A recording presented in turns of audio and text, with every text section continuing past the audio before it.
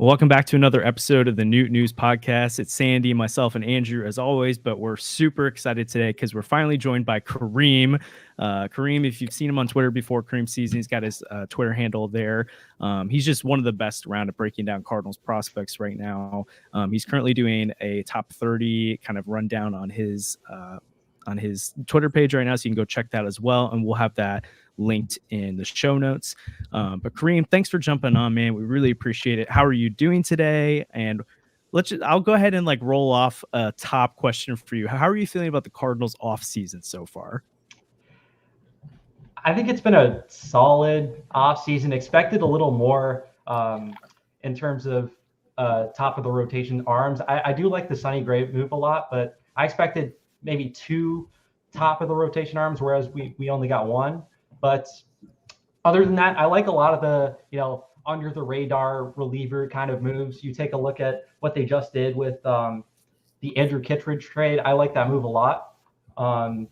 Getting Nick Robertson from the Red Sox and the Tyler O'Neill trade, I think he instantly becomes the Cardinals' top relief pitching prospect. So a lot of under the radar moves that I like. And overall, the Sonny Gray signing, definitely my favorite. But yeah. You're speaking Sandy's language right now with Sonny Gray being your favorite. Maybe so excited. We'll definitely get into top prospects, and that's what people are really interested in. But let's go into the Robertson side of things first. What about him makes him the top relief prospect in the Cardinal system right now? And what do you think about his chances making the opening day roster? Yeah, so Robertson, he took major strides last year. The Red Sox completely switched up his mechanics and arsenal. He added a sweeper, and it's already become one of the top stuff-wise. It's just an elite offering already, which is just incredible to see. Just the development of that just in 1 year.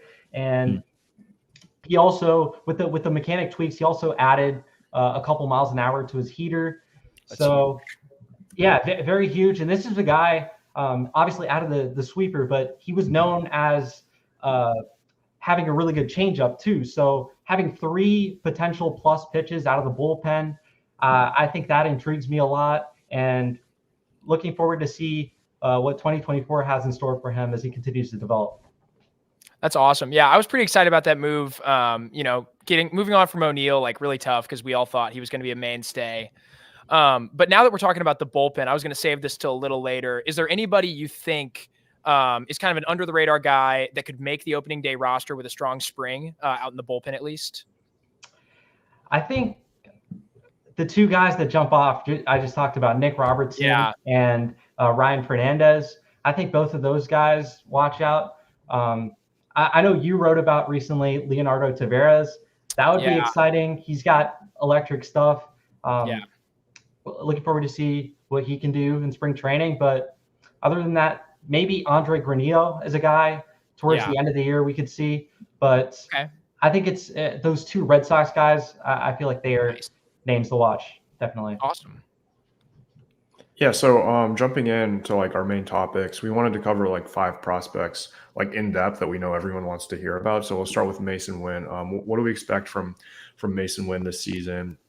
I know the bat didn't quite come up as we had hoped at the end of the season, but I'm not too worried about that. But what are your thoughts on him and how he's going to project for 2024? Yeah, I'm looking forward to see what he has. Very athletic guy. Obviously, we know what he can do on the defensive side of the ball. Offensively, took major strides last year. He had a stretch of a month or 2 where the power surge was just there, and we didn't see that towards the end of the year at the major leagues. But I think he has what it takes offensively to be potentially a league average hitter. So we'll see how that goes. Defensively, I wrote on my write-up for him, he's not a finished product. During his time in the majors, he didn't particularly he wasn't consistent. The defensive metrics, although a small sample, weren't particularly great.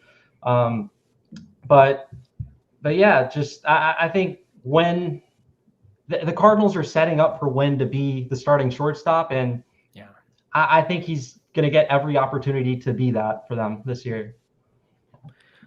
A question that I think people, and rightfully so, have going into spring training is, will Winn be able to stick as the starting shortstop from the spring through the end of the season?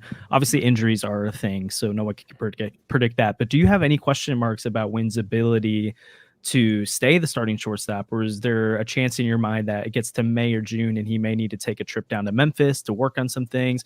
Or do you feel like this is the year where he's able to take on that role as at least a mostly everyday player?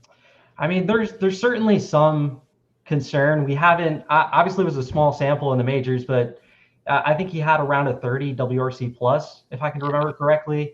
And the defense also, as I said, it wasn't particularly special. I know he made a couple really special plays, but so yeah, there is some risk. I think when you look at the major league roster, Masyn Winn might have the highest variance out of any player on the team. So with that, could we see him potentially going down to Memphis after a rough start of the season? Yeah, I wouldn't put that.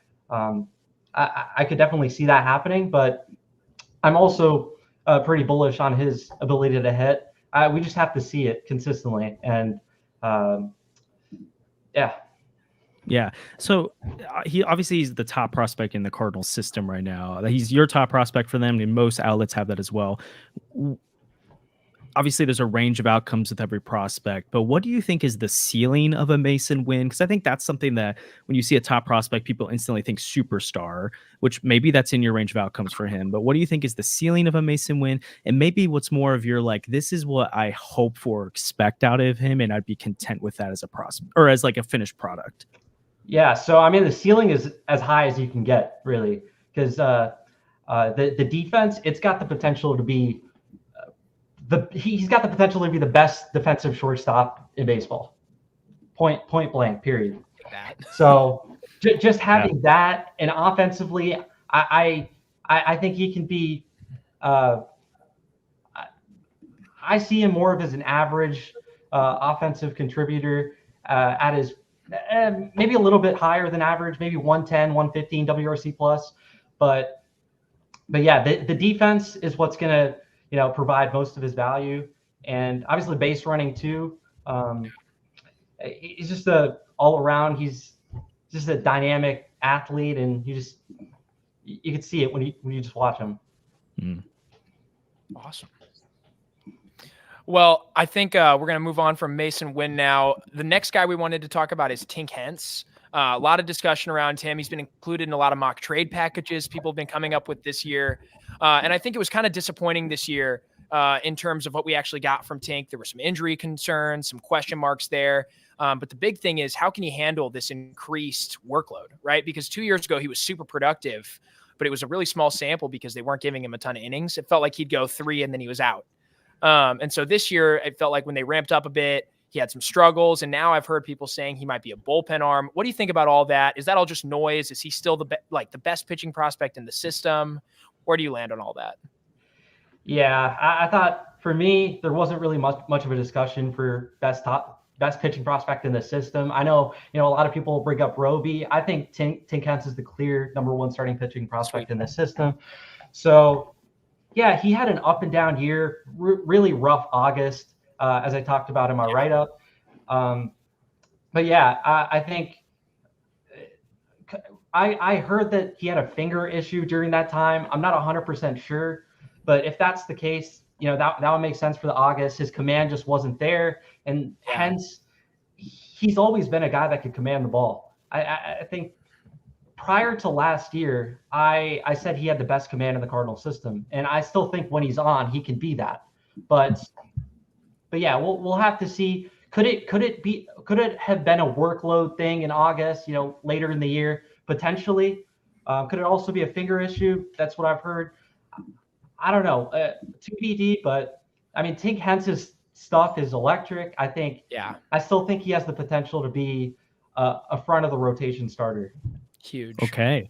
So that was one of the questions. So we'll come into that too. Is like, what do you think of his ceiling? But what are you hoping to see from Tink Hence in 2024 that would encourage you in his continued progress? I'm guessing we're gonna pump the brakes on him being in St. Louis this year, unless maybe you see potential of him being utilized in the bullpen. But what do you want to see from Tink Hence this year that would keep your optimism in him as a top pitching prospect? Yeah, I would just say the consistency with the command. As I just said, August was a really rough month for him, and he wasn't able to command the ball. If Hence's command is on, he's going to pitch well. Okay, that's the first thing. And the second thing, continue to build up the workload. He was at around 80 pitches this year. I think if he can get to that 100, plateau, usually, I think that would be good to see. But other than that, that's what I got. I'm curious your thoughts on the idea of the Cardinals potentially using a guy like Tink Hence, or honestly any of their starting pitching prospects out of the bullpen. Obviously, I feel like you've pointed to this earlier, they've shored up a lot of that bullpen depth internally right now, where I don't really think they need to put Tink Hence in that space or something like that. But if he's just lights out in Double-A this year, and he's a guy that maybe you don't want to push the rotation yet, but you're coming down the stretch, do you like the idea of using a starting pitcher in a relief role for part of a season to help the big league club, knowing that their long-term future is a starter? Or are you kind of the opinion you tend to avoid that? I feel like there's a varying levels of opinion. The Cardinals did that really well in the early 2010s with a lot of their top pitching prospects starting on the bullpen, found rotation roles later. How do you feel about that kind of method? Or is that something you would avoid with someone like Tink? I think particularly for Hence, I'd like them not to do that, just because you take a look at his workload each year, how he's built up. I just like him to get his starting pitcher innings, for 2024, and could continue to build on 2025. We can see him have that full workload as a major league starting pitcher, and spring training 2025 potentially get a shot at the rotation. Yeah, I'm really excited to see what Hence has in store for 2024. But the guy I'm most excited about, and I think between the three of us on here, we're probably most excited about, is our friend of the podcast, Victor Scott II. I don't know, maybe I'm just a homer, but he is by far my favorite prospect they've had in a while, partially because of how exciting he is. But personally, I feel like his floor as a player is something that you can bet on pretty easily. And then the upside is just icing on the cake at this point. So what did you see from Scott during his rise in 2023, and what makes him so special as a prospect? I mean, his speed's just fantastic. And you take a look, obviously he led the minor leagues in stolen bases, but what he's able to do defensively with his speed, just getting the balls, whether it's behind him or in front of him, he just does it all. And just very excited about him. Offensively, he's continued to take strides. In college, he made below average contact. So far in pro ball, he's continued to get better at that. And yeah, just very excited about him. And the power is also something that, I heard that on your podcast, he was talking about how he was looking to add some strength over the offseason. And in his college days, he hit the ball a little harder. And I still think I could see him tapping into a little more power, even with this more contact-based approach that he's, gone with in pro ball so far. Yeah. So I maybe a lot of us are jumping the gun a little bit on it, but what do you think appropriate ETA is for Scott in St. Louis? Obviously, again, the Cardinals have a lot of different outfielders that can play in center field, so there's no need to rush him. But I mean, if he comes out with a strong spring training, is there anything he could show you that would make you confident that he could start opening day? Or is that something where you're like, you know what?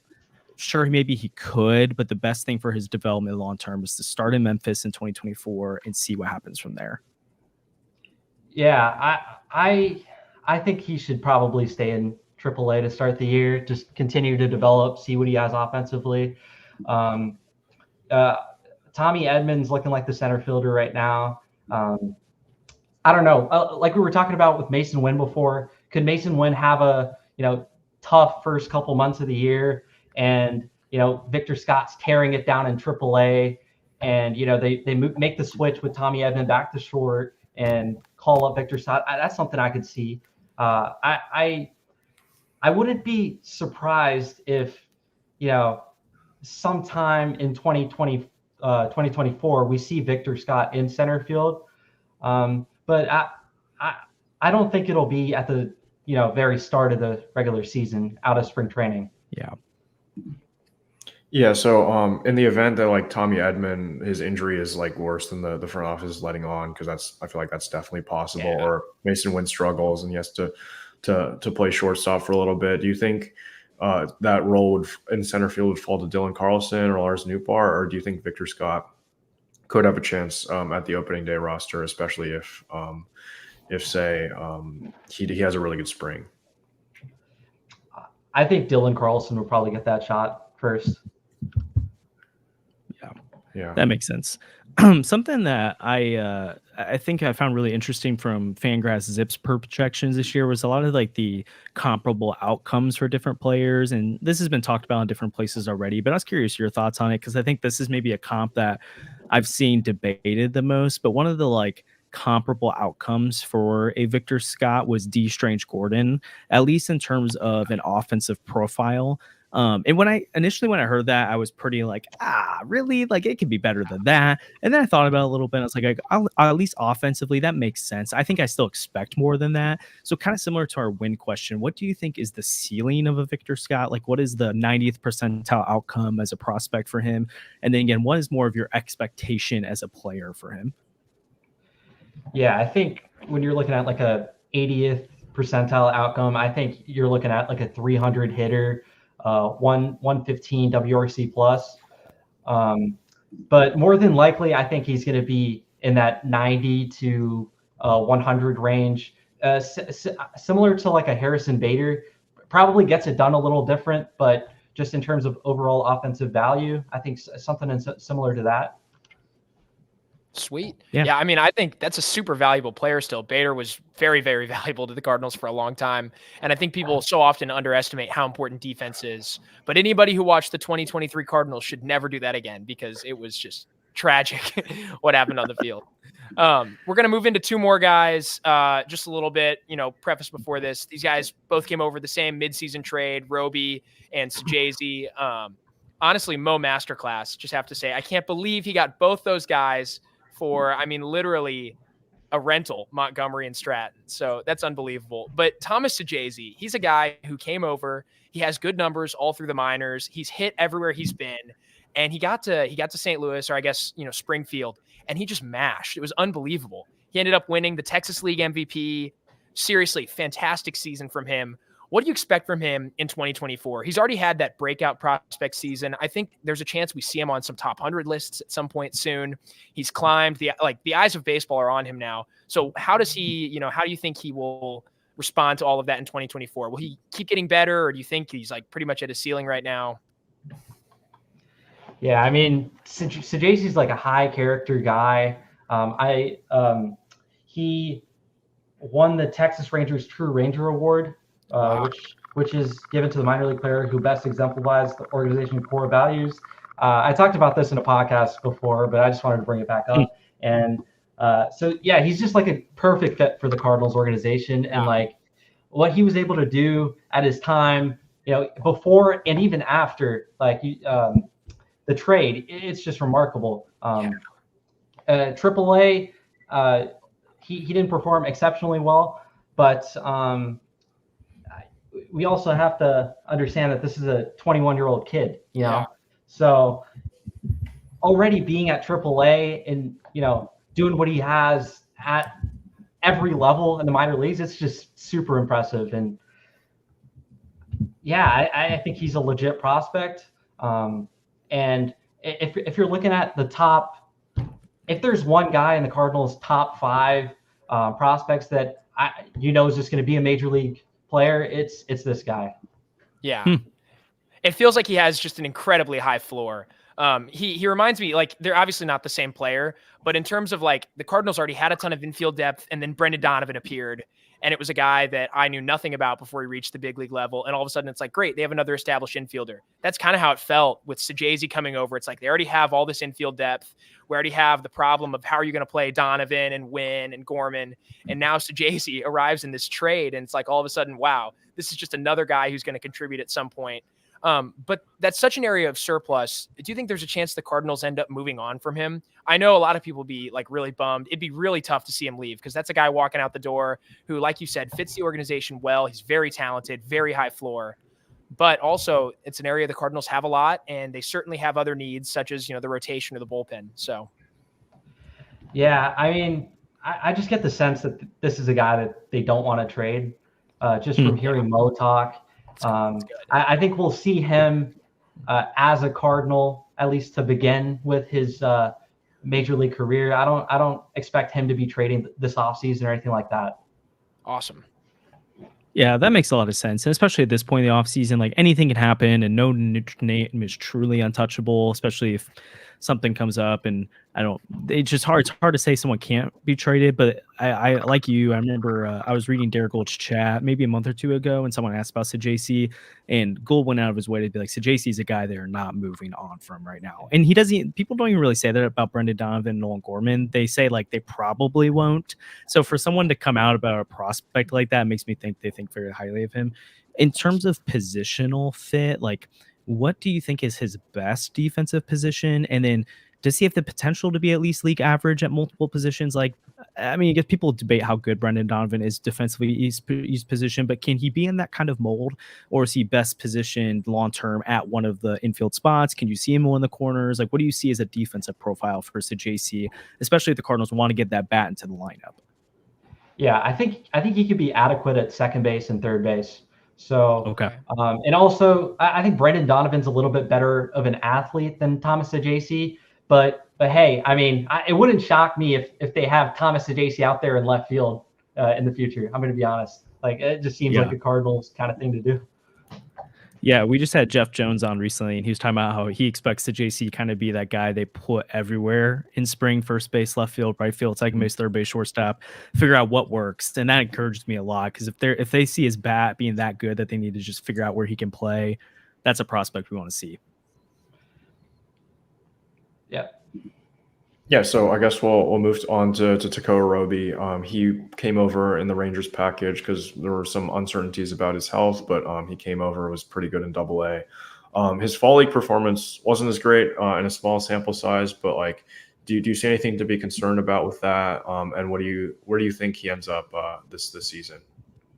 As far as the fall league goes, there was very little coverage of it. I don't want to go out my way and speculate like what went wrong, and I don't have his data from the fall league or anything like that, so it's hard to really talk about that. But just speaking on Tekoah Roby, he's a guy that's got lively stuff.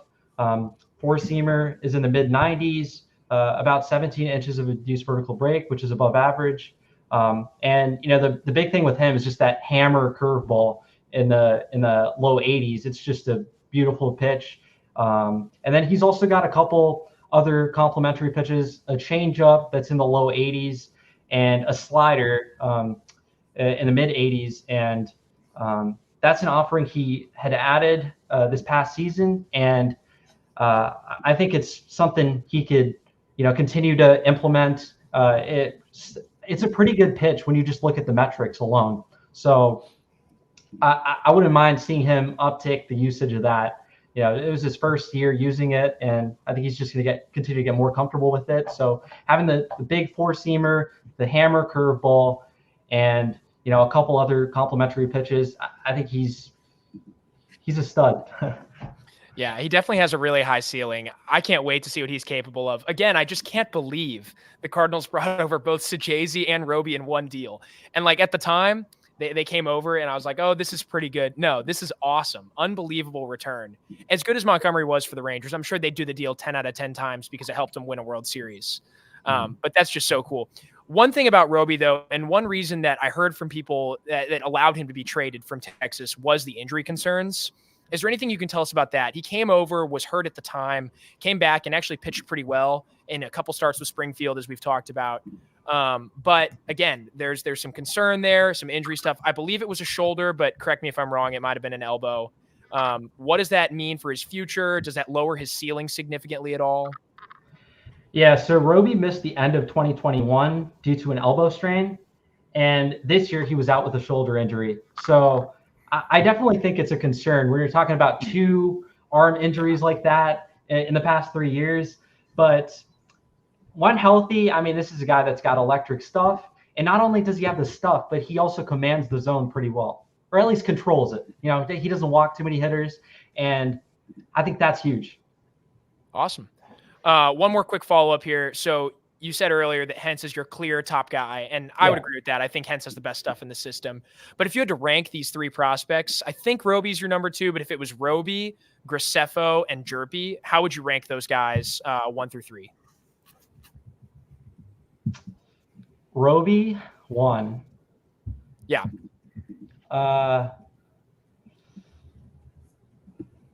Graceffo 2, Hjerpe 3. Interesting. Okay, because I know like Kyle Reese is like super high on Hjerpe, and so I wonder. We'll probably touch on him later in the show. But what makes you put Graceffo over Hjerpe there? I think it's just he throws in the mid 90s. I think the whole arsenal. We're talking about Graceffo. I'm a lot higher on Graceffo than most people. It seems like because he had a down year, especially towards the end of the year. He had issues commanding the strike zone. But I mean, I just feel like with Graceffo, you've got a guy that's got 4 average or better offerings, and we've seen the control be there. So I think with a healthier 2024, we could, see him go back to what he's done in the past. Basically, yeah. Sweet. Yeah, and that's interesting because you look back last offseason, Graceffo was a guy that Mozeliak name dropped multiple times as a guy that they don't really want to move and they're really excited about. So it is interesting how quickly that opinions changed publicly on him, and maybe a strong beginning of 2024 changes a lot of that for people. When you mentioned like Tink Hence, Tekoah Roby, Gordon Graceffo, the stuff those 3 guys have, and you think about the Cardinals' lack of pitching, like developed pitching talent over the last few years, do you think that dry spell they've had over the last however many years is coming to an end with names like that, plus all these other arms in the system right now? Or do you think big picture wise, they still have a long way to go in terms of revamping their internal pitching development? TBD on the first part. We'll just have to see these guys contribute at the major league level. We haven't seen that yet. Obviously, you take a look at Matthew Liberatore, wasn't very successful in his time in the major leagues, and he was prized as one of the better pitching prospects in baseball. Thompson, a little better, but I mean the Cardinals weren't confident enough in giving him a rotation spot, so I think that speaks volumes as well. So yeah, I think it's just to be determined. We'll have to see in the next couple of years. I think there's a lot that needs to happen in terms of improving this pitching development. We heard earlier in the offseason about bringing like a Shine Bloom type or something like that, and I'm just hearing crickets now. I don't think I've heard anything on that front about adding someone to revamp the pitching development in the organization. I haven't heard anything since then. And Derek Gould mentioned that a couple of times early in the offseason. I'm just curious to see if that's going to happen or not. Yeah. It's interesting too, because Mo even talked about and Andrew, you got after that was rumored, and then Mo commented on it. Like he wouldn't comment on Chaim Bloom specifically, but he did say we're looking at names outside the organization. Yeah, and then after Mo made that comment, it's felt like crickets. So I was really optimistic when I heard that, especially Chaim Bloom, because of all that work he's done with the Rays. And I mean, even though his Red Sox tenure hasn't looked that great, that farm system's incredible. So getting a name like that into the Cardinals organization would be awesome. But whether Chaim Bloom or someone else, I think it's pretty clear they need some different perspectives in the mix now. Andrew, I don't know where you're going next, but. Oh yeah, I was just gonna continue on to the next point, but if you had a follow up, you can go ahead. Yeah, so we talked about a lot about prospects that had really good 2023 seasons, but like who are some of the standouts and guys that made the biggest strides in 2023 that maybe you didn't see coming? Didn't see coming. I would say Leonardo Taveras, just because he's always someone that's had loud stuff, but he was able to command the zone like really well. I don't know how he did it in one off season, but he's a guy that's mid to high 90s fastball with plus ride and very good breaking ball as well. And the command strides from his previous years to 2023, it was significant. So I think that's one guy that comes to my mind that just I didn't really expect to just break out. And yeah, like his season ended unfortunately to a PED suspension. So yeah, looking forward to see where he's. I would assume he'd start at AA, just because he ended Peoria. He's been at AA before, but something to watch. He's definitely a guy that's got intriguing stuff, and that's what. Yeah. So one guy I was really excited about his 2023 season. He came back off injury. It was Ian Bedell, and he looked really good. And like I'm an Ian Bedell super fan. So like, what made him so much better this year? Like why was he like so effective? Do you think there's a chance that we see him move up 1 or 2 levels this year? And then what is his ETA if you think he's got the chance to make a major league roster? I don't think it was a matter of just getting so much better or anything like that. He was just healthy for the first time, really. He was out a majority of 2 seasons due to Tommy John surgery, and we finally got to see what he had in store with his 2023 season. Something to note, he did add a sweeper. I know that pitch is getting a craze, the past year, and it was a really good pitch for him, especially against righties. He has a changeup that was also a plus pitch for him, and his heater, it does sit low 90s, but he gets plus ride, plus run on it. It's very unique. And yeah, I really like Bedell. I think he's someone that even if he's not going to be a starting pitcher down the road, I think he could potentially be a good bullpen piece if he adds a couple ticks to his heater, sitting 94, 95, which we have seen in spurts. So the velocity is definitely there. Maybe another year away from the Tommy John surgery, we can see him throw a little harder. But yeah, he's someone I'm high on, and yeah, very excited about him. Awesome. Yeah. I mean, I was a little worried at some point that they might take him in the Rule 5 draft. I was really scared because he didn't get protected. I was like, man, I could have totally seen Tampa Bay going after him and making him into a useful bullpen piece. So it was good that didn't happen. But one other guy who broke out, and he hasn't gotten talked about really at all, he's a relief prospect, so people don't normally talk about these guys, was Nunez. It felt like he had a great season, made a jump, and then had a really nice stretch through the fall league, which I know we don't have the data from that, so we don't want to make it too big a deal. But he was really impressive this year, and it was nice to see him take a big step forward. Where do you think he starts this year? AA probably. I mean, you take a look at what he did in Peoria last year. I think he pitched about 35-ish innings, and he was productive there. Wouldn't be shocked to see him, and I do think ultimately he starts in AA Springfield. Sweet. So we talked. One thing to add with Nunez. Yeah. I'm sorry about that, but no. Yeah, we were just talking about Taveras, how he took that leap from a guy that just had zero command control of the strike zone. Nunez was the same. He walked pretty much close to one hitter every inning prior to this year, and he completely turned that around and allowed his stuff to play more. And yeah, sweet. So we just talked a lot about guys who have maybe taken strides in 2023, but obviously we're turning the page into a brand new year. And so maybe some of those guys continue to make major strides, but looking at the Cardinals organization right now, Kareem, who are any guys you are kind of eyeing right now as potential breakout prospects this year? The first name that jumps to my mind, Zach Showalter, right-hand pitcher. He was my favorite piece in that Jack Flaherty trade. His fastball is very unique. It's from a very low slot, but he still gets around 15 inches of induced vertical break, which like his vertical approach angle on the pitch is just unbelievably flat. It's close to -4, which is elite territory. Other than that, I mean, he's got a lot to work on. he throws like a slider curveball. I don't know what to call it. It's in the mid to high 70s. Got some sweep to it, and he's also got a changeup. But he really needs to work on those secondary offerings. I think adding a hard slider would really complement his arsenal. So just need to continue to see his development.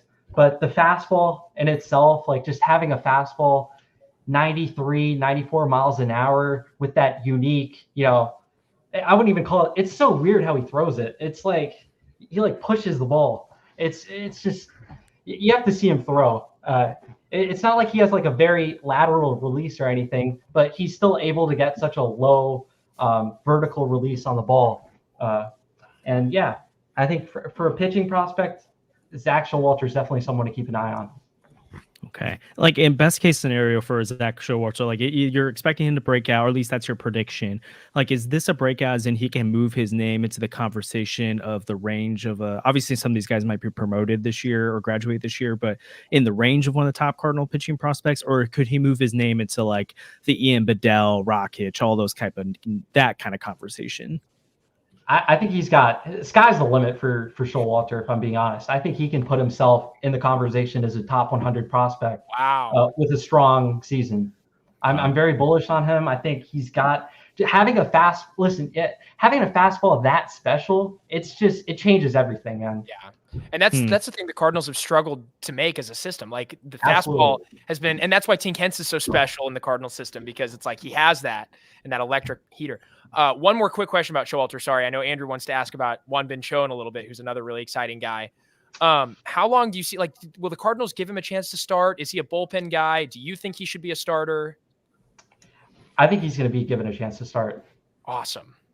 That's awesome. Yeah, he's amazing stuff. Okay, sorry, Andrew. Cho's up.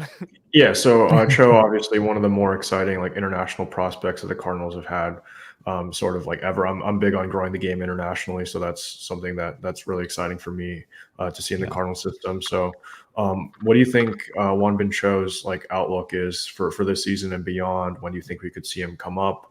And then follow up to that, put you on the spot a little bit. But what are some like the international like free agents that you think the Cardinals, like amateur free agents that you think the Cardinals should go after?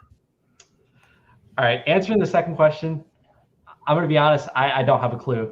I don't know the international market too much. And usually with those guys, it's reported before they even sign where they're going to play. And I need to do a little more research on that. But going back to your first question, I'm very excited about Cho.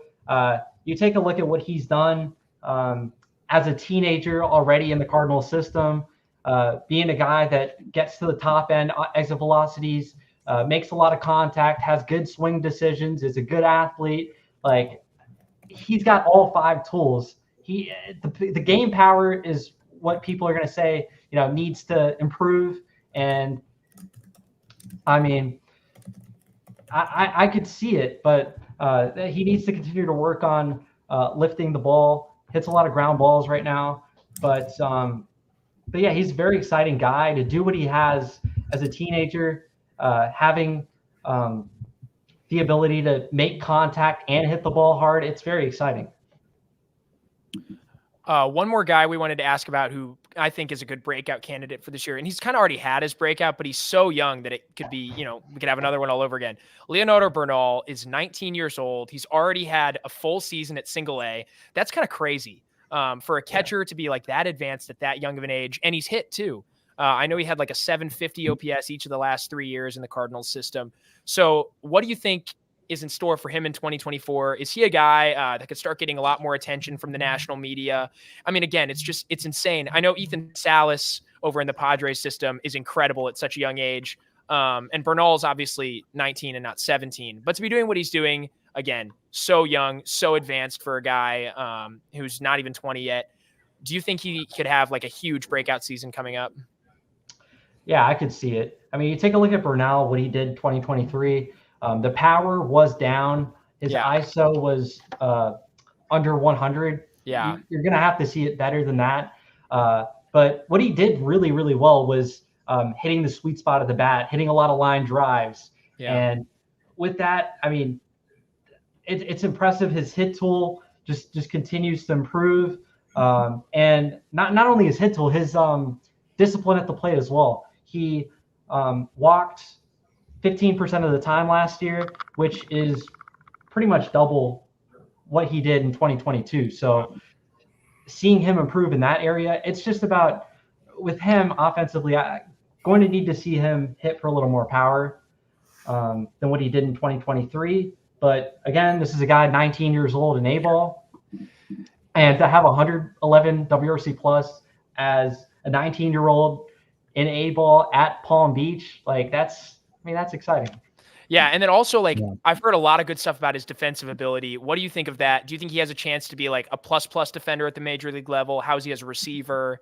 Because catcher offense is a smaller part of the equation than it is at most positions. So yeah, I've heard nothing but good things on the defensive front. It's hard to scout defense, especially when you're talking about Palm Beach. There's no video, limited access to data, so I can't give you a 100% guarantee he's going to be this elite defender, but I've heard good things about him defensively. Awesome. Well, Kareem, we're going to jump a little bit into the chat here because we've had various questions flowing in from different people. People are loving the conversation so far. So thank you so much for being in here. We'll probably ask you a little bit specifically about some guys we've talked about already and then mix in some other names. And so I want to go to one of our members here first, Talik, who asked about Andre Granillo. Like, what are your thoughts on him as a prospect? And yeah, just overall, what are your thoughts there? Yeah, so Granillo, I think is actually how you pronounce it. His sliders just remarkable. It's produced very, very good numbers throughout his minor league career, especially this past season. The fastball did take a step down this year. It does sit mid-90s, but the induced vertical break isn't particularly great, and it's a pitch that really got hammered when he got up to AAA. So I think he's a guy that I talked about it a little earlier. I think he could potentially be a guy at the end of the year where we could see him. But yeah, he needs to work on that fastball to get better. That slider's a darn good pitch, though. Sweet. Going into another chat question here. This was posted by The Grave of Einstein. It says, question, is it over for us Jack Ralston bros? That's a name I haven't heard in a minute. So what do you think about that? I really like Jack Ralston coming out of the draft. He's got a super high release, big curveball. I really liked him coming out of the draft, but it just hasn't worked out for him. He's dealt with some injury problems. He's also, when he's been healthy, he hasn't commanded the zone particularly well. So I think this is going to be a huge year for him. He definitely has the stuff to be a guy that could potentially be a big leaguer, but it's just about putting everything together, having the control in the strike zone. Yeah. So this one's a little bit more big picture and actually comes from Grave of Einstein as well. I promise we see the other ones in the chat too. I just thought it was a good follow-up and then we'll come through some of the other ones. But Kareem, when you're breaking down prospects and you're looking at grading guys, you're looking at the opinions of other people, so his question, and you can take it however you want, is how reliable are 20 to 80 tool grades and specifically the hit power for position players? So maybe a better way to frame it for all of us is like, when you're looking at 20 through 80, 80 is obviously top of the line grade. What do you like when you see a 45 grade, when you see a 55 grade, when you give a 55 or a 60 grade, what are you kind of expecting out of those players? And then how, I guess reliable probably isn't fair because there's variance at every prospect. But when you kind of maybe give some expectations for the casual fan about what the grading system really means. Yeah. So 20 to 80, pretty much like a spectrum. 20, it's bottom of the barrel, not really much of anything. 80, Masyn Winn's throwing arm, for example, it's just an elite, one of the best in majors. Projects as one of the best in the majors. And but yeah, the question's kind of, I'm not quite understanding the question, to be honest. Yeah, so when you see a 45 grade, what does that mean to you? About like a hit tool or a power tool. When you see a 60 grade, what does that mean to you about a hit tool or a power tool? 60 would mean maybe like a 280 to 300 average. Does that answer your question on No, that? that's helpful. I think people like when you like, especially if you're not diving into prospects a ton, you look at the grading scale. It's confusing to someone. 20 and 80 is not how we grade things. And so I think if Grave Weinstein or other people, if you just go and Google like 2080 grade scales, Fangraphs, Baseball America, all of them have good breakdowns on that, so you can get some pretty good feel there. Maybe a different question I actually was going to ask on my own with this is, what are some when you, again, it probably differs for prospects and what you're trying to look at, but what are some of the things when you're looking at hitters specifically that you're trying to find that maybe would be signs of success for a minor leaguer? So whether it's specific stats like a WRC plus or something like that, or when you're like, I remember looking at you and Cardinal Reeks analytically driven top 10 prospect list from a while back, or top 12, whatever it was. There were some different numbers used there, like Z-zone contact, all this kind of stuff that the average fan just does not understand. So like, what are the things that you're looking at first with a guy that kind of helps you to figure out, okay, this guy's legit, this guy maybe it's not really sustainable? I'd say there's three key things. Contact quality, which is like the exit velocities, the top percentile exit velocity, like the 90th and the max, just consistent exit velocity, or average exit velocity, hard hit percentage, stuff like that. Sweet spot percentage, which is balls hit with an 8 to 32 degree sweet spot, 8 to 32 degree launch angle. So yeah, that kind of stuff for contact quality. Swing decisions, looking at O swing percentage, which is pretty much chase, like how much a hitter chases. Zone swing percentage was how much a hitter swings inside the strike zone. Ideally, you want to see a hitter aggressive inside the strike zone, but lay off pitches outside the strike zone. And lastly, contact quality, whether it's in zone or out of zone, really depends on the kind of hitter you are. So yeah, hopefully that answers your question. So you said like one of the things you're really looking for is like sweet spot percentage, which is like kind of attack angle, right? So like how high you're hitting the ball off the ground. So like, for example, Elly De La Cruz, if it's a long running joke on this podcast. Elly De La Cruz should have been an all-star. Wait, I thought he was an all-star snub. Yeah, Ben Verlander said they can't possibly have the all-star game without him. He's so exciting. So like a guy like him who has a terrible attack angle, so he hits the ball into the ground a lot. That's something that you would say, oh, yeah, it's a major red flag, I guess.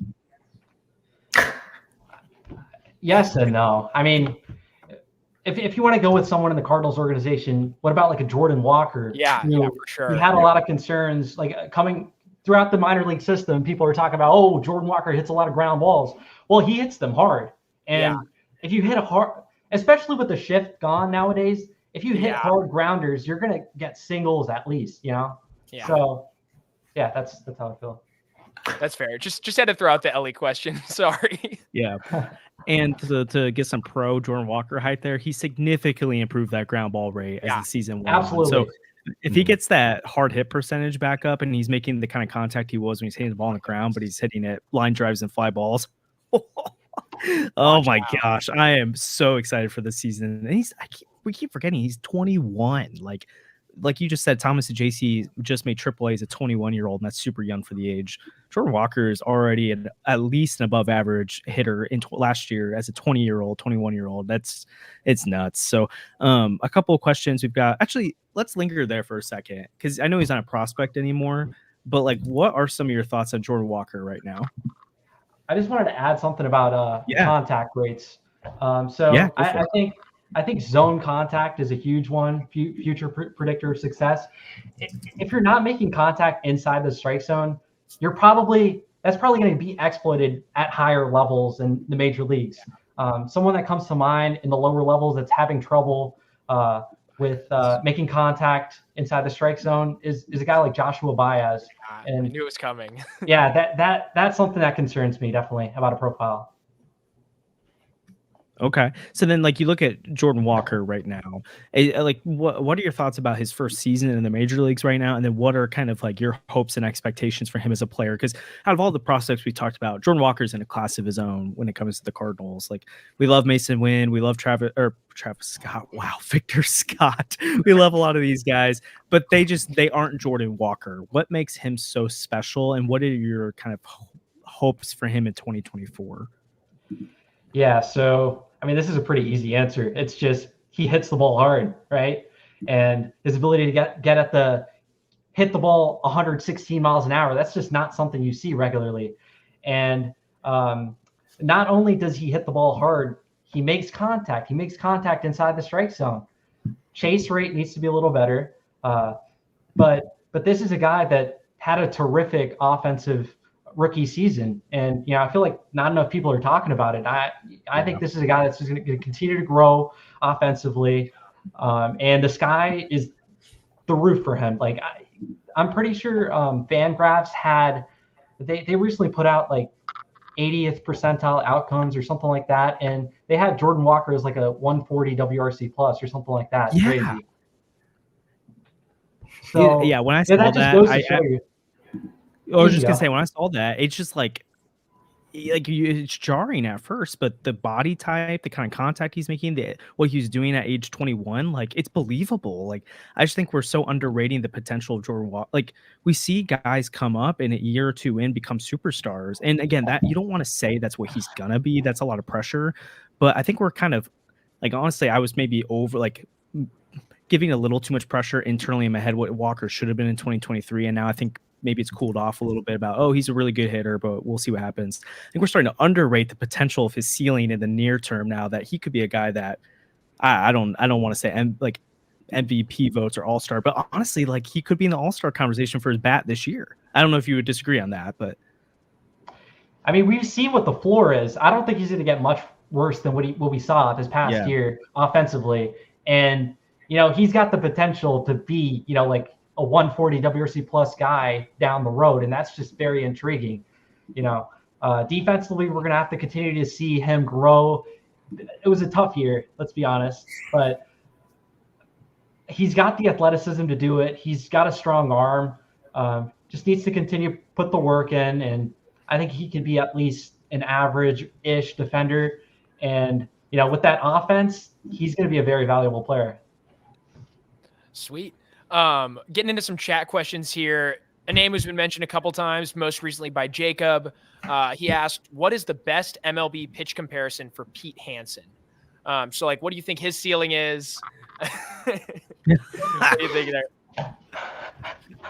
I got nothing. It's a good one. Do you think Pete Hansen could someday be a major leaguer, or do you think the stuff's just not there? His instant reaction, I'm just like, okay, yeah, let's move on. God, I love Jacob, man. I love him. But yeah, I think Pete Hansen, more than likely, he's going to be like depth. Could start a couple of games here and there. Maybe Bolt. I don't know, really. I'm not overly high on him. The velocity needs to be better. But yeah, that's what I have. Okay, so maybe a little bit more of an intriguing prospect here, maybe a little bit less meme-worthy for Kareem. Hey, I don't know, maybe he pops off. Maybe we all look back at this later. It's freezing cold takes from the four of us. But how do you feel about? So this is a guy that was drafted last year. We have two guys that were in this last year's draft we really want to touch on here in a second. But first is one guy went a few rounds later, Travis Honeyman. He's a guy. Again, it's especially this early on, a lot of fans, and I mean, I'm lumping myself in here too. It's not a lot of tape, not a lot of things you've seen on him outside of pre-draft stuff. But what are kind of thoughts on Travis Honeyman so far? Yeah, Honeyman was a guy that, I love the pick. We took him in the second round out of Boston College. This is a guy that's been a productive player, all of his years. You take a look at what he's done at the Cape Cod League with the Wooden Bats. He's just a solid all-around prospect, makes a lot of contact, hit the ball hard. Swing decisions are okay, not great. He has the ability to play all three outfield positions, which is very valuable. And Yeah, I really like Honeyman. I'm looking forward to seeing him this year. Obviously, last year we didn't get to see him. He was hurt. He was out with an injury, and yeah, this year hopefully it's a big year for him. Another guy I want to mention actually, we took him in the 5th round, Zach Levinson out of Miami. Okay. Another outfielder. This is a guy that hits the ball as hard as anyone, really. Coming out of college, he had made very good swing decisions, zone contact. It was all there for him, and he's a sneaky good athlete too. And in his rookie debut at Palm Beach, he hit 6 home runs, 114 WRC plus, which is pretty impressive. And yeah, I think I talked about Showalter as a breakout pitcher. I think if I had one name to throw out as a breakout hitter, it's probably Zach Levinson. Okay. Sweet. All right, so we'll move into another viewer question from Cody, asking about our 1st round draft pick. What do you think about Chase Davis? It's pretty open ended. Yeah, Chase Davis coming out of college, he had unbelievable hitting metrics coming out of college. He stacked up with Dylan Cruz and Wyatt Langford, 2 of the top 3 picks last year. And yeah, it was just impressive what he's able to do at Arizona. There are some concerns with his ability to hit with wood bats. He had a not so great Cape Cod league, and so far in pro ball, his numbers are similar to what they were at the Cape. We haven't seen the power. Come to fruition like it did in college at his time at Arizona. So that's something to monitor. I still think Chase Davis all around, he's a good athlete. The Cardinals played him exclusively at center field. That goes to show they believe in this guy's ability to play center. He's an athletic guy, and if there's a guy that I'm just not going to doubt, it's Chase Davis. He's a high character guy, works hard. I think he's going to take a major stride next year. Sweet. So at the deadline last year, we've already talked about some of the acquisitions, including Showalter, Roby, Saggese. The Cardinals acquired 3 starters who were all pretty close to the MLB level in Rom, Kloffenstein, and Robersa. Could you rank those 3? I'm pretty sure Rom is definitely 3 out of 3. But just rank those 1 through 3, see where we line up there, and then how much you think each of them could contribute this year. Yeah, so I think out of those 3, I think Robersa is the clear one. His fastball isn't great, needs to improve. I think Robersa is a guy that we talked about this with Bedell. I actually think Robersa and Bedell are similar, kind of similar. The fastballs are different, but I don't know. Both fastball, sweeper, changeup pitchers. And yeah, I like Robersa. I think his potential is more so going to be out of the bullpen when he's when he's going to have to throw fastball, slider, righties, and then fastball, changeup, lefties. I'd like to see him use the cutter more, specifically against lefties.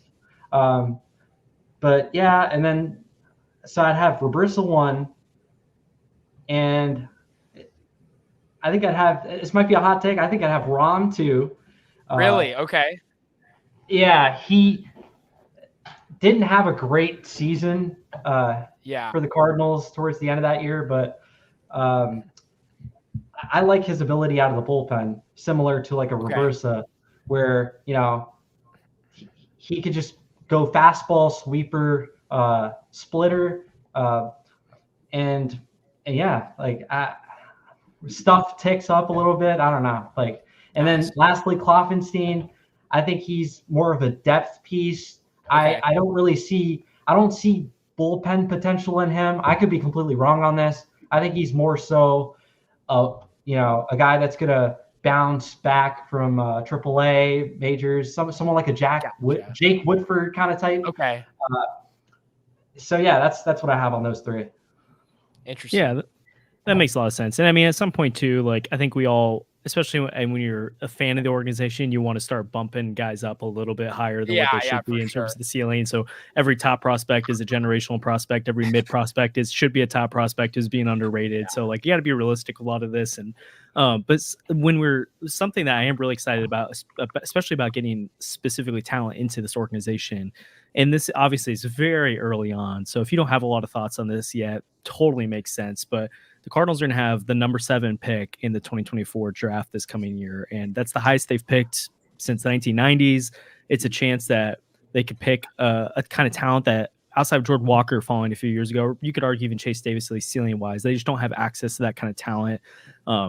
In the later the first round, obviously you can hit on stuff later in the draft, but it's just different picking in the top 10. What are there any names right now that this early on that you're picking, you're looking at, and you're like, if that guy falls to 7, that could be the perfect fit for the Cardinals? Also, I believe the last 2 years, didn't you call their first round pick?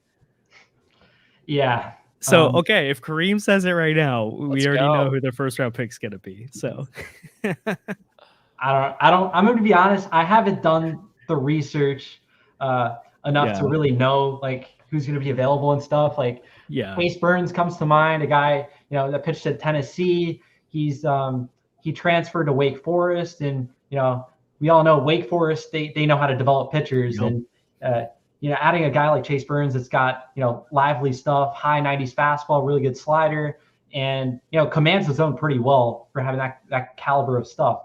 I think he's a guy that could take a major stride this year and potentially be a guy available for the Cardinals. But other than that, maybe like a Brody Brecht is another one that comes to my mind.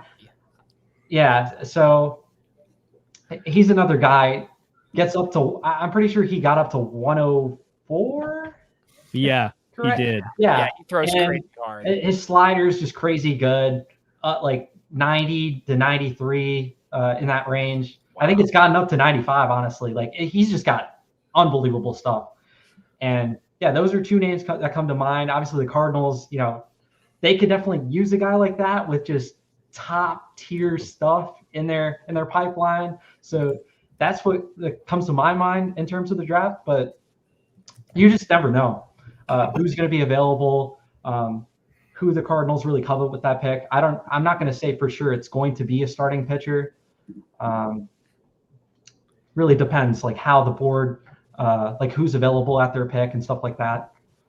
Yeah, and the quick philosophical question with this too, and again, all of it depends on how you see the prospect. All that makes sense. But if say like it's Chase Burns and it's some other bat and they have them pretty equally rated on the board, do you go, like in your opinion, would you go, we need to go get that pitching talent if all things are created equal because to say the pitching? Or I think there's been a strong argument over the years that the first round, college arms seem to be a little bit more dependable, and even though all prospects are super varianced, or would you go with the safer quote unquote pick of a bat that seems to be a little bit safer, I guess? Does that make sense to you? Like all things created equal, would you go the arm with the desperate need there, or would you go with the safer route of a bat? I don't know. Maybe that's an unfair question, but listen, I would go with the pitcher, but I feel like that's just my bias. I just want to see elite starting pitching in this organization. But I don't know if that would be the smartest decision. It's just, me selfishly, I want to see a guy throwing 104, That's resign Jordan Hicks, There's a prospect that's coming over from Japan. Well, not a prospect, but like he'll be treated as a prospect. Roki Sasaki is going to be posted next offseason, assuming he requests it, which the clause in his contract that allowed him to come over to the majors whenever he wanted. I think it has been confirmed for him, so that would be super exciting. Just want to throw that out there. It'd be awesome if we could get Roki. I just can't see the Cardinals winning that recruiting battle with like everybody else. It's so tough. But going back to we can't get Roki, but we already have Kittredge, so we can talk about Kittredge here. One of the last things we mentioned him a bit earlier, but I just want to ask, like, what do you like so much about him? I know I've seen a couple people say some very exciting stuff about his really high chase rate, how he has a really good slider, I'm pretty sure. But he's had some injury concerns. What do you think, like, the ceiling is? Is he a back-end guy in our bullpen? What can he really do for the Cardinals in 2024? Yeah, so Kittredge, he's a sinker slider guy. I think he provides something to the bullpen that the Cardinals didn't have already, like a sinker slider, more command-oriented pitcher. But yeah, he sits mid-90s. His slider is a good pitch for him, and the stuff is good. Like he might not strike out an excessive amount of hitters, but he's got good stuff. And a lot of people talk about how Kittredge is has injury concerns. Honestly, I wouldn't say that. Like he missed a chunk of 2 seasons due to Tommy John surgery. Exactly. But like, I mean, you look at his track record. This isn't a guy that's really getting injured a lot. And yeah, 2021, he had an all-star campaign where he had 72 innings with a sub-2 ERA. Like, this is a really good pitcher. Like, obviously, hate to see Richie Palacios go. This is a guy that makes a lot of contact. Made good swing decisions, as we've talked about before on the podcast. Like, you like to see hitters with good contact, good good swing decisions. And what's interesting about him, he's working at driveline, and he upped his max exit velocity up by 7.4 miles an hour. So the Rays definitely saw something here, and who knows? Like, Richie Palacios might go off next year. I still think it's a good trade. I think Kittredge is a solid reliever. I think he's someone that's going to be pitching in the 7th, 8th inning, and automatically he's going to be one of the better relief options to go along with the Helsley, Gallegos, and Romero. Yeah, quick on Palacios too, because I think we all can agree he showed signs of a guy that could be improving more. And so that 4th outfielder profile probably still the fair one right now, but could he become an everyday player that makes the Cardinals regret things? Sure, but at the same time, they've have so many outfielders. They had a pitching need, and I think we've kind of criticized them for holding on to guys too long. So you can't have your cake and eat it too. We can't get mad at them every time they don't hold on to a guy long enough, and then also get mad when they trade a guy to go get a need. Like, it's just I don't think both can coexist all the time. Obviously, they have to get it right though.